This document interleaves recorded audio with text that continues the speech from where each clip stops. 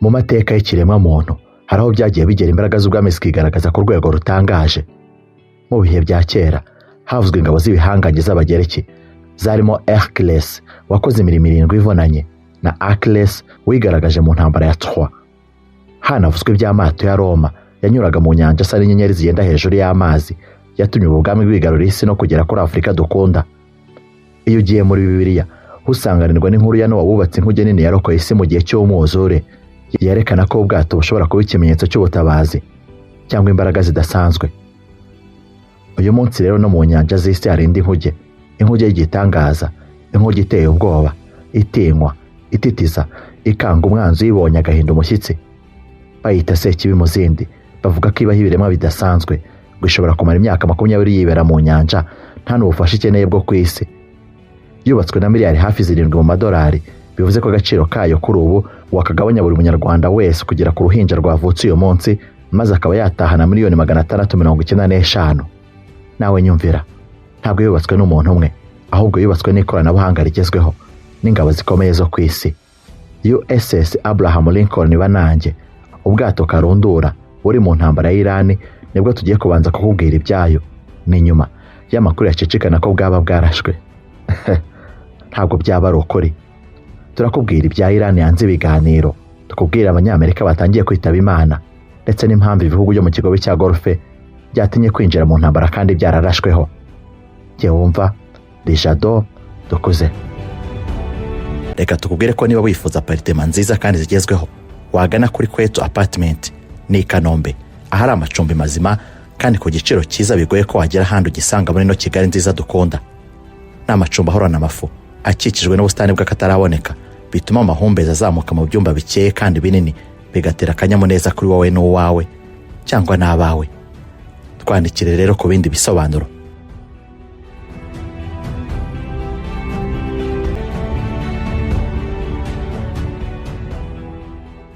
USS Abraham Lincoln ni ubwato bw'intambara bwa Leta Zunze Ubumwe za Amerika bukoresha ingufu za nucleaire. Buherereye mu bwoko bwa Nimitz class, ni bumwe mu mato manini y'intambara ku isi niba atari nabwo bunini. Bufite uburebure bwa metero 333, bivuze ko buruta ibibuga 3 by'umupira w'amaguru bishyizwe ku murongo umwe. Bufite ubuso bungana na hegitari zirenga 4 n'igice, aho indege zirenga 65 zishobora guhagarara, kuguruka no kugaruka mu buryo butangaje. Uburemere bwabwo ni toni 97,500, bukaba bwatwara amapropala ane manini ya metero 21 z'uburebure, burimo ipima toni 11. Mu rwego rw'intambara iri kuvuga hagati ya Amerika na Iran, USS Abraham Lincoln yoherejwe mu karere k'uburasirazuba bwo hagati nk'igice cya Carrier Strike Group, nk'uko byatangajwe n'ingabo za Amerika zishinzwe ako karere, US Central Command. Intego no guteza imbere umutekano n'ituze mu karere. Perezida Donald Trump yatangaje ko ayo mato yoherejwe mu gihe cyose byabaye ngombwa, mu rwego rwo kwitegura icyahungabanya inyungu za Amerika cyangwa umutekano w'abaturage. Iyo urebye imikorere y'ubu bwato usanga ari nk'ikibuga cy'indege kireremba hejuru y'amazi. Bushobora kohereza indege enye mu bunota umwe. Bwakira ubwoko 7 bw'indege zitandukanye, zirimo kabuhariwe F-35, ari nazo zigezweho mu ndege zose z'intambara ku isi. Zishobora gutera ibitero ku butaka no mu kirere. Mu ntambara zabayeho nka Operation Enduring Freedom muri Afghanistan na Operation Iraq Freedom muri Iraq, indege zabwo zarinjiraga zikanasohoka inshuro zirenga 3,000, zimanura ibisasu birenga miliyoni 12 z'amapaundi. Ku ruhande rw'ikoranabuhanga ryo kwirwanaho, bufite misile nka NATO Sea Sparrow zirinda ibitero byo mu kirere, system ya Phalanx CIWS irasa amasasu menshi mu masegonda make, bivuze ko mu gihe umwanzi ari hafi yamurasa. Bufite kandi RAM missile system irasa ku muvuduko urenze uwijwe tuvuga. Ifite kandi system ishobora kuyobya torpille ya masasu araswa n'ubundi bwato mu mazi, ikazishuka ngo zikurikira amajwi atari ubwato nyirizina. Imikorere ya catapult zikoreshwa mu kohereza indege n'igitangaza. Mu masegonda atarenze 3, indege ipima toni 37 ishobora kuva ku muvuduko wa 0 ikagera kuri kilometero 190 ku isaha mu masegonda 3 yonyine. Iyi ibanza kugenda intera ingana hafi n'ikibuga cy'umupira. Mu kugaruka, indege ifatwa n'insinga enye zikomeye zihagarika mu ntera itarenze metero 120 hejuru y'icyo kibuga. Mu igorofa rya 7 ryitwa Island, Airboss ayobora ibikorwa byose by'indege afatanyije na kapitene w'ubwato.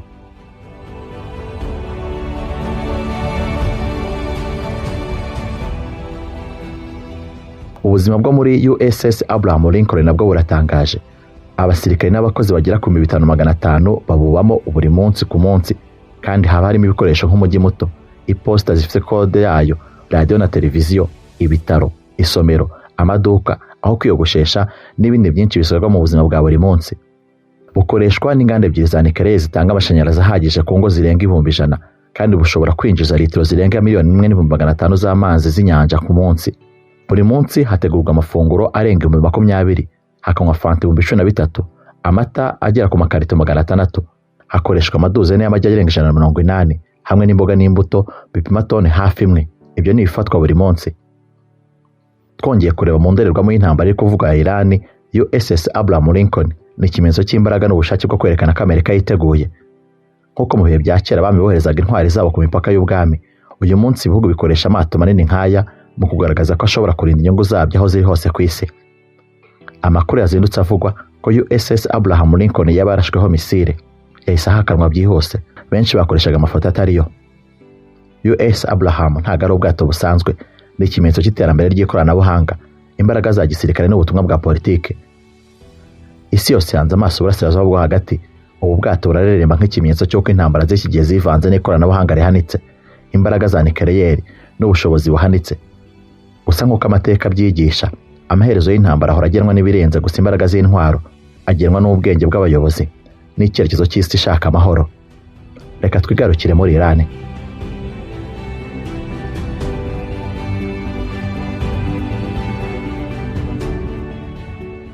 Intambara mu burasirazuba bwo hagati yinjiye mu kindi cyiciro gikomeye, icyiciro cy'amarira n'amaraso, icyiciro cy'uko amateka ashobora kwandikwa ko ari bwo habaye impinduka zikomeye mu mitegekere ya Iran n'umutekano w'akarere ka Gulf. Nyuma y'urupfu rw'umuyobozi w'ikirenga wa Iran Ayatollah Ali Khamenei wiciwe mu bitero byahuriyemo na Leta Zunze za Amerika na Israel, ibintu byahise bihinduka mu buryo bwihuse kurusha uko benshi bari babyiteze. Iran ntabwo yatinze gusubiza, ahubwo yahise itangiza ibitero bikomeye ku birindiro bya Amerika n'inyungu zayo mu bihugu byo mu kigobe cya Gulf. Mu minsi mike gusa, imijyi nka Doha, Dubai na Manama yumvise urusaku rwa misile na drone, ibintu abaturage babo batari barigeze batekereza ko bishobora kubabaho.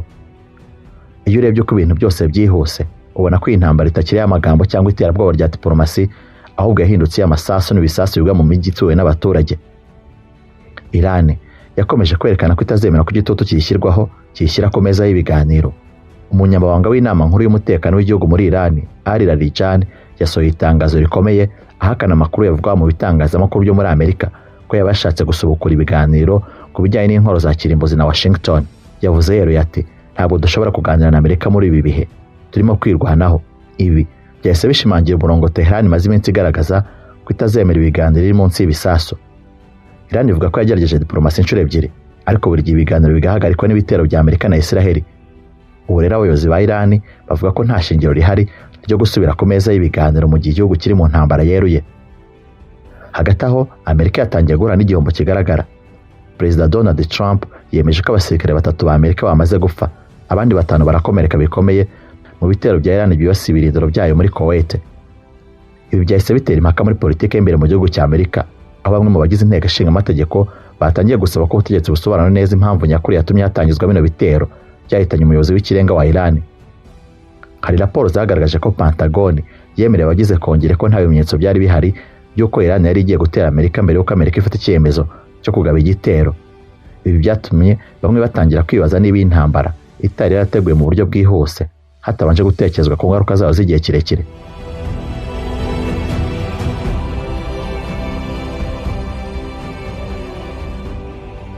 Mu gihe Amerika itangiye gutakaza abasirikare, Iran nayo ikomeje gutakaza abayobozi bakomeye. Usibye Khamenei, amakuru avuga ko bagera kuri 40 mu bayobozi bakuru ba gisirikare n'abanyapolitike bishwe mu bitero bya mbere. Perezida Donald Trump yavuze ko abakandida benshi bashoboraga gusimbura Khamenei bishwe. Yavuze ko umusimbura we wa mbere n'umusimbura we wa kabiri yishwe, bivuze ko inzira y'isimbirana mu buyobozi bwa Iran ishobora kuzamo urujijo rukomeye. Nubwo ayo magambo yavuzwe agamije kwerekana ko Iran yacitse intege, abasesenguzi bavuga ko ubutegetsi bwa Iran buri kugerageza kwerekana ituze no kugenzura uko isimbura rikorwa. Hari impaka niba hashyirwaho umuyobozi umwe cyangwa se hashyirwaho itsinda ry'inama iyobora igihugu mu gihe cy'intambara. Cyakora Iran ishaka kwerekana nuko itari mu gihirahiro, ko itari mu bwoba, kandi ko ifite ubushobozi bwo gukomeza urugamba. Ku rundi ruhande, ibitero bya Amerika na Israel byakomeje kugera mu mijyi itandukanye ya Iran. Umurwa mukuru Tehran, abaturage bumvisha ibisasu ijoro ryose mu bice by'uburasirazuba n'uburengerazuba bw'umujyi. Muri Sanandaj misile 6 zaguye mu bice bituwe cyane zisenya inyubako zirimo n'iz'abaturage. Hari amashusho yerekanye ibicu by'umwotsi bizamuka hafi y'ikibuga cy'indege cya Kermanshah i Minab, ishuri ry'abakobwa bato ryagabweho igitero.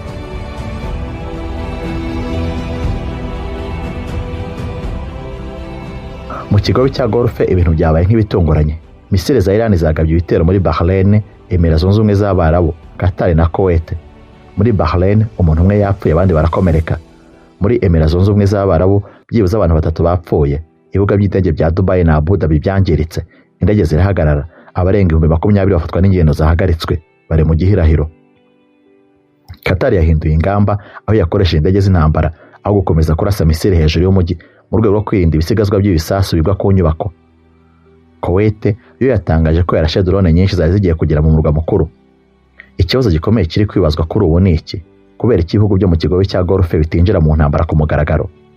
Abasesenguzi bavuga ko bino bihugu biri mu ihurizo rikomeye. Nibiramuka byinjiye mu ntambara ku ruhande rwa Amerika na Israel, bishobora gufatwa nk'abafatanyabikorwa ba Israel, ibintu bishobora kubigiraho ingaruka mu baturage babo no mu karere. Nibiramuka bigumye ku ruhande, bishobora kugaragara nk'ibihugu bidashoboye kurinda ubusugire bwabyo mu gihe imijyi yabo irimo iraraswa. Ibi nibyo byatumye bavuga ko bino bihugu biri mu gihirahiro cy'amahitamo adashoboka. Ibihugu byo muri aka karere byagerageje kubuza intambara mbere yo kwitangira. Oman yari iri mu biganiro hagati ya Tehran na Washington, ndetse hari icyizere ko amahoro ashobora kugerwaho. Mu masaha make gusa ariko misile zatangiye kugwa. Kuri ubu abayobozi b'ibi bihugu bari kwibaza niba bakwiye kwirwanaho bonyine, wenda bakoresheje igisirikare cyabo gihuriweho cyitwa Peninsula Shield Force, aho gufungura ikirere cyabo ngo Amerika na Israel bikoresha ibindiro byabo mu kugaba ibitero.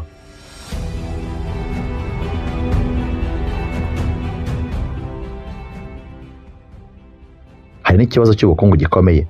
Ibiciro bya peteroli byahise bizamuka ku kigero kirenga 10% mu masoko ya Aziya. Amasoko y'imigabane aragwa, abashoramari nabo barimo guhunga. Inzira ya Strait of Hormuz, inzira y'ingenzi inyuramo peteroli iva muri Arabia Saudite na Kuwait ijya ku masoko mpuzamahanga iri mu kaga. Iyi ngiyi icamo 1/5 cya peteroli ijya ku isi yose. Iran yamaze gutangaza ko hari tanki imwe yangiritse nyuma yo kunyura muri iyo nzira mu buryo yise butemewe. Niramuka iyo nzira ikomeje gufungwa, isi ishobora guhura n'ibibazo bikomeye by'ingufu zituruka kuri peteroli. Mu gihe intambara ikomeje kugenda hirya no hino, Israel nayo yatangaje ko yatangije igikorwa gikomeye cyo kurwanya Hezbollah muri Liban.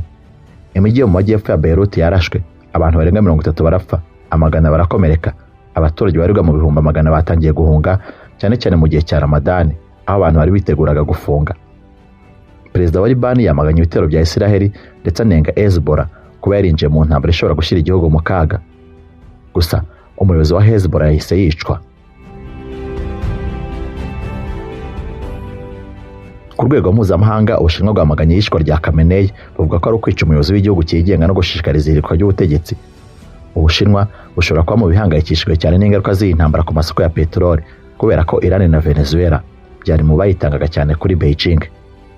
Muri Amerika imbere mu gihugu, ubushakashatsi bwagaragaje ko abaturage benshi batashyigikiye bino bitero.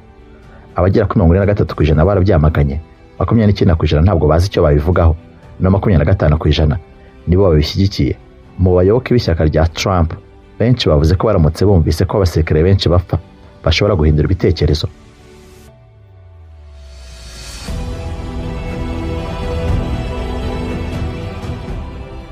Mu by'ukuri, aka ni akanya k'amateka. Iran yanze ibiganiro, Amerika yatangiye gutakaza abasirikare, abakomeye muri Iran bakomeje kwicwa.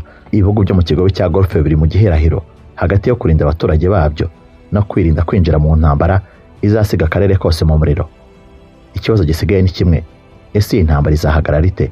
Ese aruzemera kugabanya ubukana mbere y'uko ibintu birushaho kuba bibi, cyangwa se turi kwinjira mu gihe gishya cy'intambara z'ibihugu ku bihugu mu burasirazuba bwo hagati, aho amahoro azaba ari inzozi ndende? Iminsi iri imbere niyo izatanga igisubizo.